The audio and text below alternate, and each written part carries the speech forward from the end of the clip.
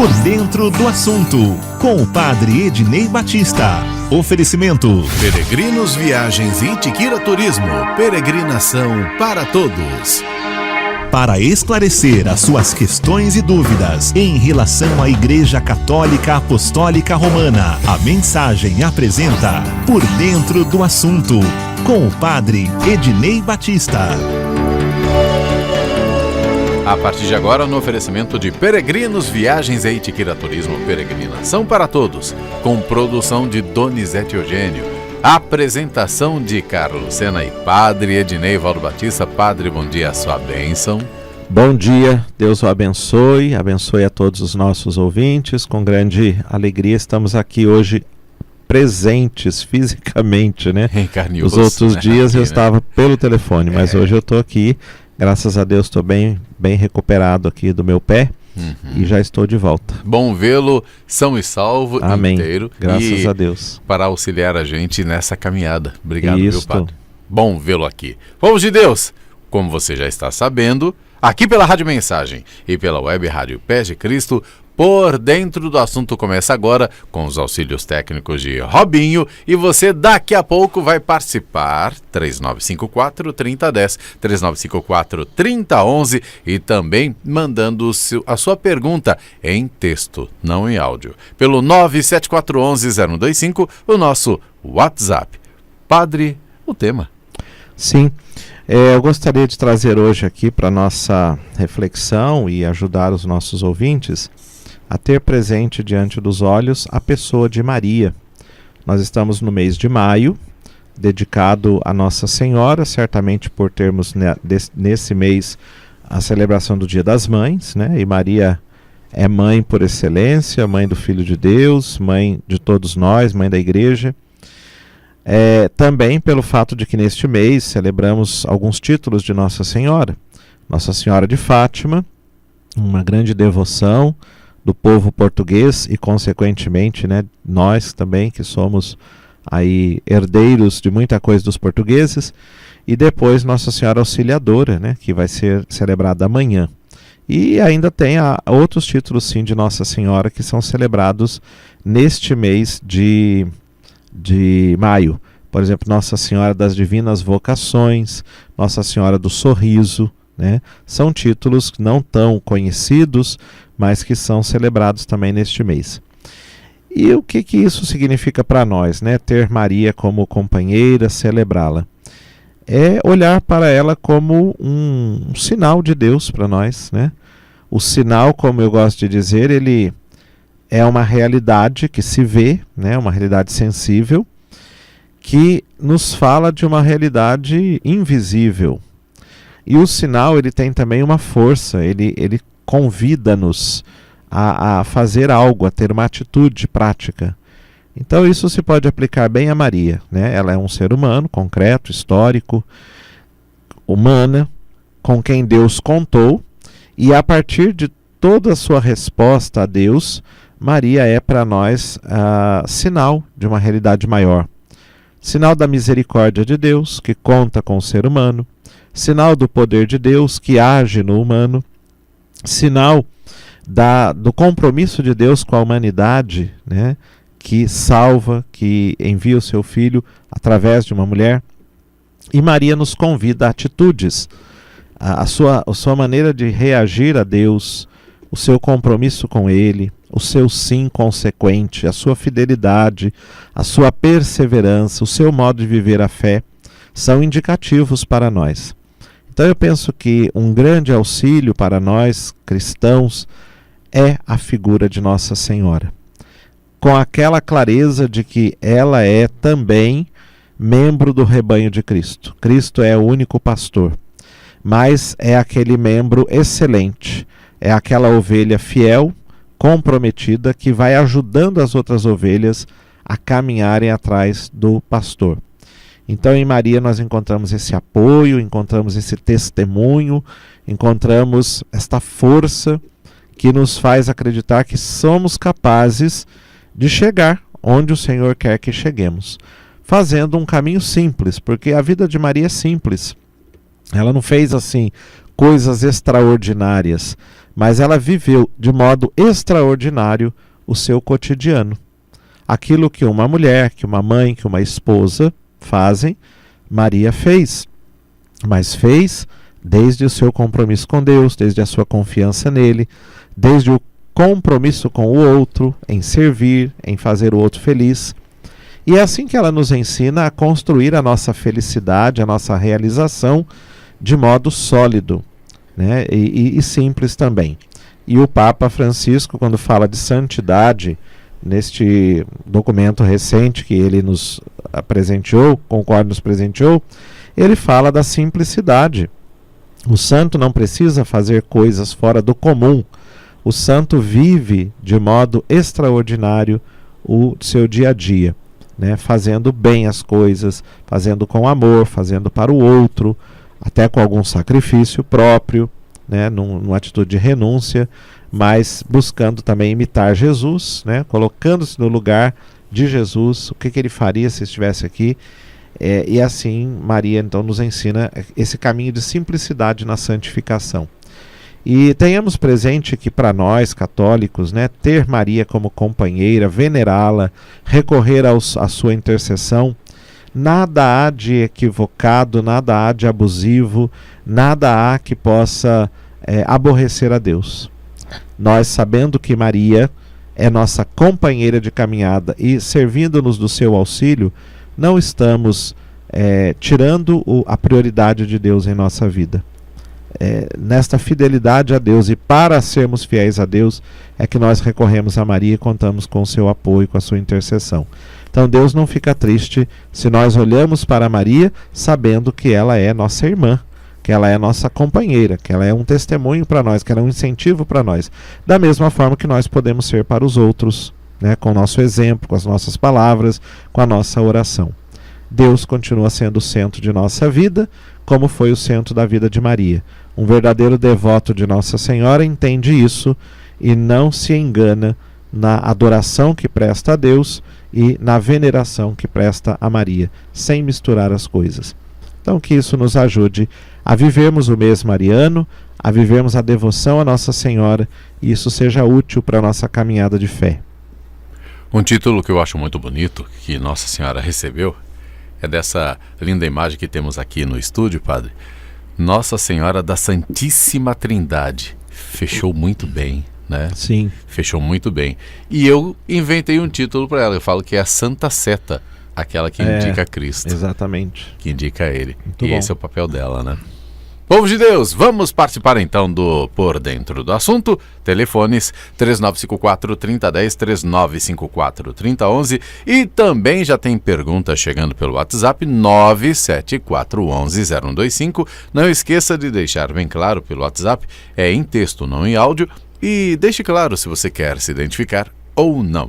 Quem vai falar conosco pelo telefone é a Luzia, do Palmeiras de São José. Saudade, menina. Bom dia. Bom dia, Carlos Sena. Deus abençoe. Deus te abençoe, você e sua família. Amém. A sua também. Muita saúde. Pode perguntar para o padre. Fica à vontade, Luzia. Amém. Sua bênção, Padre Dinei. Deus a abençoe. Porque Deus abençoe o senhor também. Amém, Muita muito saúde. obrigado. Padre Dinei, Sim, eu volto a falar sobre o escapulário. sei. Eu, como falei pro senhor, que tinham falado, né, que o escapulário era um adorno, Sim. eu peguei e joguei o meu fora. Aí, eu comprei outro agora. Como o senhor explicou que não é um adorno, eu comprei outro. Sei. Agora, eu vou mandar abençoar. Aham. E eu queria que o senhor me explicasse como que eu tenho que fazer para usar o escapulário. O que eu tenho que fazer antes de usar o escapulário. Sim. Então, eu até respondi, acho, naquele dia já, né? Dizendo que não é um adorno, mas é um sinal de fé, de piedade, de devoção e um instrumento que nos ajuda a colocarmos numa atitude de comprometimento com Cristo, né? Com o Evangelho. Ele é um sinal, é um objeto, não é uma coisa mágica que transmite força, que transmite capacidades fora do comum, não. Não é também uma proteção, né? Porque se eu usar escapulário nada de mal vai me acontecer. Não. Ele é muito mais um estímulo para eu viver a minha vida do que uma proteção de males. Porque senão a gente cai na mentalidade mágica, né? Existe aquela mentalidade mágica de que se eu usar um determinado amuleto, um determinado objeto, se eu comer determinado alimento, aquilo ali vai me trazer sorte, vai me preservar do mal. Nós não trabalhamos com mentalidade mágica, nós trabalhamos com a fé. Eu creio no poder e na bondade de Deus, eu creio na proposta que Ele me faz em Jesus Cristo, eu quero viver assim. Claro que eu não quero o mal para a minha vida, e peço a Deus que me livre do mal, mas não com essa ideia de que o objeto vai me proteger, né? E Deus pode permitir que mesmo eu usando um objeto como esse, alguma coisa me aconteça, um acidente. Enfim, Deus não vai provocar, mas as circunstâncias da vida podem levar a isso e Deus também não vai impedir. Mas como a gente sempre diz, Ele poderá tirar um bem maior sempre daquilo que nos acontece, mesmo que negativamente. Então, a melhor maneira de usar o escapulário eu não faço isso, mas as irmãs carmelitas, que nós temos aqui na nossa diocese, tanto em Jacareí quanto em São José, também os leigos carmelitas da Ordem Terceira, eles fazem uma preparação, teria que procurá-los, e agora, daqui a pouco, nas vésperas da festa de Nossa Senhora do Carmo, 16 de julho, fazer esta preparação como uma catequese, uma orientação para o significado de usar o escapulário. Quais os compromissos que a vida que se impõe a essa pessoa. Então, com a orientação deles, depois, no dia de Nossa Senhora do Carmo, recebe-se o escapulário para viver aquilo que se aprendeu. Esta é a maneira correta de usar o escapulário. Não quer dizer que se eu comprar um escapulário, pedir para um padre abençoar e colocar no meu pescoço, eu esteja fazendo errado. Entendam bem, não estou falando que isso é errado. Estou dizendo que a maneira certa é a primeira. Fazendo dessa outra maneira, eu não estou fazendo nada de errado, porque ainda nisso eu estou expressando fé, confiança. Mas está me faltando aquela orientação para eu entender o verdadeiro significado do uso daquele objeto de fé, né, objeto sagrado. Então, o melhor seria fazer isso. Ou então pesquisar na internet, se tem ou em algum livro, eu não conheço, mas deve ter, que explica o significado do uso do escapulário. Mas o caminho melhor, correto, seria esse. Procurar as irmãs carmelitas ou os leigos carmelitas da Ordem Terceira do Carmo e saber como eu faço essa preparação, essa catequese, para eu depois receber o escapulário e usá-lo com o seu verdadeiro sentido. Como o senhor já falou uma vez, é uma veste, né, o escapulário, para nos auxiliar naquela fé, naquele entendimento, não é isso, padre? Então, como se estivéssemos revestido do jeito de Maria, né? Com a disposição de Maria para sermos fiéis a Jesus e ao Evangelho. Explicadinho, direitinho para você, Luzia, aí do Palmeiras São José. Deus abençoe, viu? Natanael do Jardim Monte Alegre, não conheço esse bairro, mas vai falar com a gente. Oi, Natanael, bom dia. Alô, Padre Dinei? Alô, bom dia, Deus o abençoe. A paz de Jesus. A paz, pois não. Eu gostaria de fazer uma pergunta. Pode falar. Quando tira o Santíssimo da igreja e vai para o presbitério, eu gostaria de saber por que eu tenho que acender a vela nos lados. Certo. Um abraço, Natanael. A vela é um sinal, né?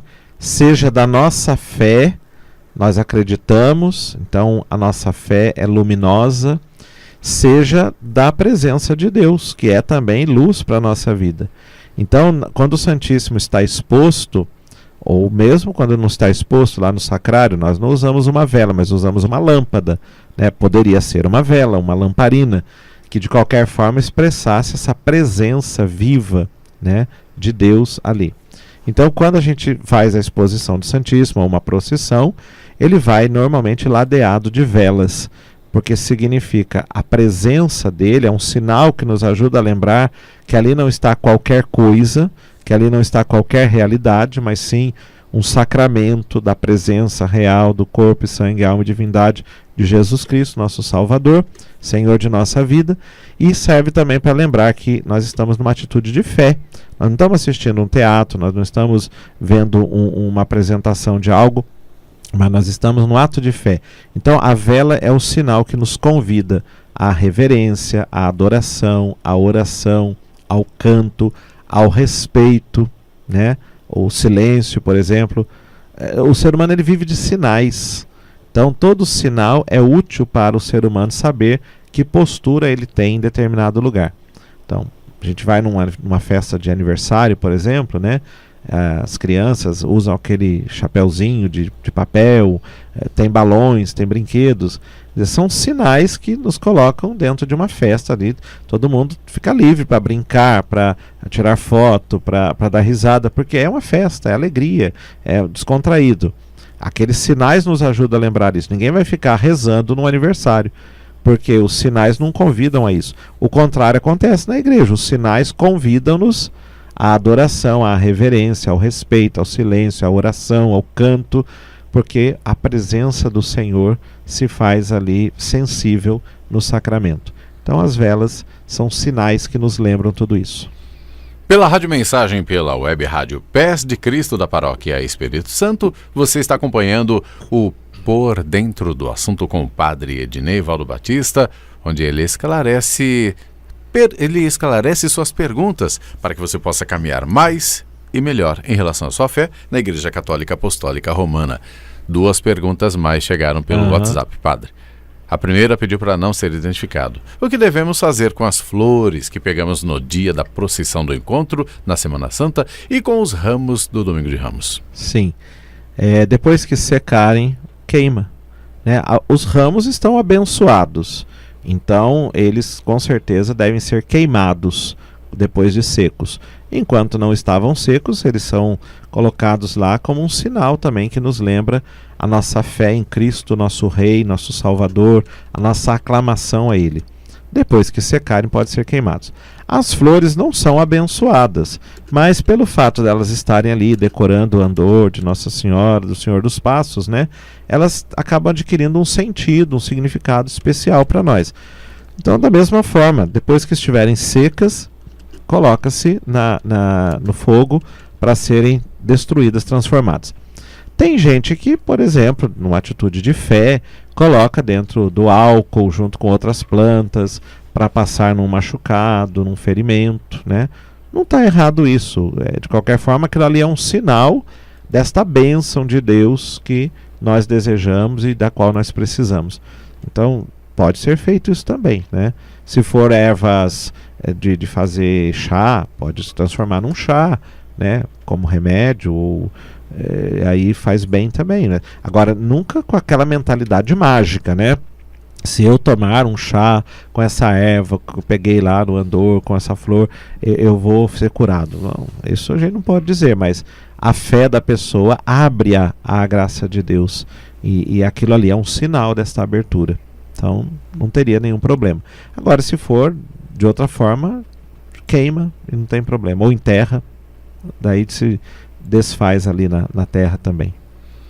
Mais uma pergunta. O Jean do Jardim Paraíso quer saber: quando vamos realizar o batismo de crianças de pais que moram juntos, casados somente no civil, pode ser realizado somente com uma madrinha, em cerimônia separada da cerimônia do batismo, e principalmente se a presença de um casal sacramentado pode ser padrinhos do filho?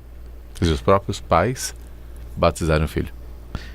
Não, os pais não devem ser os padrinhos, né? Acho que a pergunta é assim, um casal, o melhor é que seja um casal casado na igreja também. Na dificuldade de ter um casal, pode ser, segundo o direito canônico, apenas uma pessoa, ou uma madrinha, ou um padrinho. A questão de fazer separado, eu acho que não tem nada a ver, não. O Papa nos tem pedido tanto para a gente incluir as pessoas, né? E ali nós não estamos evidenciando a situação do casal. Eles estão ali, são os pais da criança, e são casados ou não, isso não interessa a ninguém. Feitas já as devidas orientações anteriormente, autorizações, a celebração é igual para todos, né? E nem depende para sua eficácia do pai e da mãe serem casados. Para que aquele batismo dê frutos, a pessoa seja encaminhada na vivência da fé, é importante que os pais sejam casados. Mas para a validade do batismo, não. Então acho que assim, fazer separado para não expor a pessoa, hoje nós não daríamos conta, porque a maior parte dos casos das crianças que nós batizamos, os pais não são casados na igreja. Então vai ficar fazendo de um em um batizado, não dá certo. Então, pelo contrário, é incluí-los na comunidade, convidá-los também, já que deram o grande passo de levar o filho para ser batizado, que sejam convidados também a dar o passo de abençoar a sua união, se for possível. Se não for possível, que ainda assim participem da comunidade de alguma forma, ouçam a palavra de Deus, assistam à celebração da missa, mesmo sem comungar, entrem numa pastoral, vivam a vida em comunidade, porque será a melhor maneira de ajudar aquela criança que está sendo batizada. O mais importante, quando se fala dos padrinhos, né, é que eles sejam testemunhas, vivência da fé para o afilhado. Né? Por isso é que deve ser católico, por isso é que deve ser casado na igreja, né? Porque se uma pessoa não é católica, ela não vai testemunhar a fé católica. Se uma pessoa não é casada na igreja, quer dizer que ela não completou ainda a sua vivência, o seu compromisso católico religioso. Então está faltando algo para ela testemunhar para aquela criança, né? Agora, ela vivendo tudo isso, então isso é o mais importante, né? Se for uma, se for duas pessoas, padrinho, madrinha, não importa muito, o importante é o testemunho. E também não tem que fazer, como já disse, à parte, né? Como se a pessoa fosse defeituosa, se tivesse algum problema que não pudesse fazer junto com os outros. Pelo contrário, ela deve ser incluída, porque às vezes as pessoas têm também já esse sentimento de acho que na igreja não tem lugar para mim, porque a minha situação é essa e tal. E é bem o contrário, né? Tem lugar para todos. Algumas coisas a pessoa não pode fazer, mas outras tantas pode e deve. Dentro dessa resposta completa, para o senhor respondeu também para uma mãe e vó. Ela falou que a filha dela não é casada, mas se pode batizar o neto dela, sendo que a filha mora junto. Então, não há em princípio nenhum impedimento, mas cada caso deve ser analisado pelo pároco, né, local. Então, procure o padre da sua paróquia ou o diácono, converse, exponha a sua situação, responda as perguntas que forem feitas, acate as orientações e aí as coisas podem ter um desfecho positivo. O que não pode é a pessoa chegar lá na igreja e numa situação como essa, que não é casado, ou que mora junto, ou que não mora junto, mas vive como se casado fosse, a pessoa chegar exigindo, né? E pior ainda se dissesse, não, mas o padre falou na rádio que pode. Não, em princípio pode, mas cada caso deve ser analisado pelo pároco e, não havendo nenhuma coisa grave, certamente o padre vai dar autorização para o batismo, mas a pessoa precisa de um certo confronto com esse fato, porque senão também ela acha que tanto faz ser casado como não ser é a mesma coisa. Não. Claro que sendo casado a pessoa está muito mais dentro da vivência da fé, de acordo com as orientações da fé, do que apenas morando juntos. Isso não quer dizer que a pessoa não seja boa, que não tenha valores, que não seja amada por Deus. Não, tudo isso já é certo, mas que na prática a vivência está deficitária, tá. Então a gente conversa e orienta exatamente para incentivar a pessoa a dar também esse passo na vida dela. Eu sempre digo para as pessoas, que bom que você trouxe seu filho para batizar, né? E assim você quer para ele uma coisa boa. Por que não pede também essa mesma coisa boa para você e para o seu marido, né? Para o casamento de vocês, que é uma coisa que vai ser muito boa para vocês também. Se é bom o sacramento para o filho, tem que ser bom o sacramento para os pais, né? A linha batismo está bem forte aqui, quase acabando o programa, mas veio mais uma pergunta. A pessoa ainda não se identificou, mas vamos fazer a pergunta dela. Quando escolhemos os padrinhos católicos praticantes, mas depois eles mudam de religião, continua considerando? Continua, depende mais deles, né? Porque como eles mudaram de religião, lá não tem isso, pode ser que eles falem, não, eu não quero mais ser chamado de padrinho por você. Mas dificilmente talvez isso aconteça, né? Casos mais raros. Mas se a criança ou a pessoa mesmo adulta continua a considerá-los como padrinho e madrinha, nenhum problema, né? E eles deveriam aceitar isso, porque eles eram católicos e defendiam isso. Então, essa consideração, essa coisa de chamar de compadre, de comadre, deveria acontecer. Agora depende deles, né? Porque às vezes se vão para uma outra igreja muito radical, aí eles não querem nem conversa, né? Que dirá ser chamado de padrinho, de comadre, compadre. Isso é verdade. Isso acontece mesmo. Padre, última pergunta de hoje. Sim. Né? Pediu para não identificar. Minha namorada é divorciada e já foi casada na igreja presbiteriana. Podemos nos casar na igreja católica? Tem que ser analisado isso, né? Então tem que procurar o padre da paróquia, ver direitinho as circunstâncias deste batismo, se a pessoa já participava lá e depois daí foi batizado, ou se era católica, foi para lá, se batizou, depois saiu. Tudo isso tem que ser analisado, porque cada caso é um caso. Então, em princípio, não dá para dizer assim, pode ou não pode, tem que ser visto mais a fundo. Então, a melhor maneira de fazer isso é procurar o padre da paróquia, colocar toda a situação em detalhes.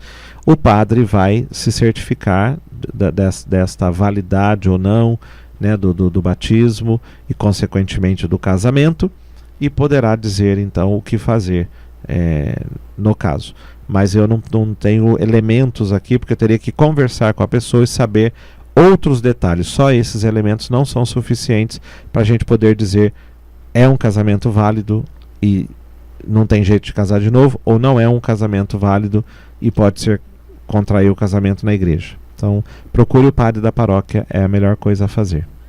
Padre, infelizmente o nosso tempo de hoje pelo menos acabou, mas na alegria de sabermos que Deus permitirá que a quinta-feira que vem estaremos aqui novamente, se Deus quiser, peço a sua bênção para encerrar o programa. Claro, eu agradeço muito a Deus por estar aqui, agradeço também a todos os que participaram, os que estão aí ouvindo.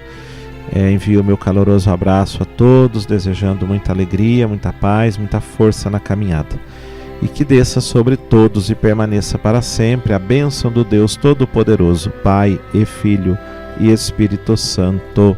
Amém. Deus o abençoe hoje e sempre também, Padre. Amém, muito obrigado. Amém. Povo de Deus, as perguntas que não puderam ser respondidas hoje, na semana que vem apresentaremos para o Padre Edneivaldo Batista. Pode ficar tranquilo, pode ficar tranquila, certo?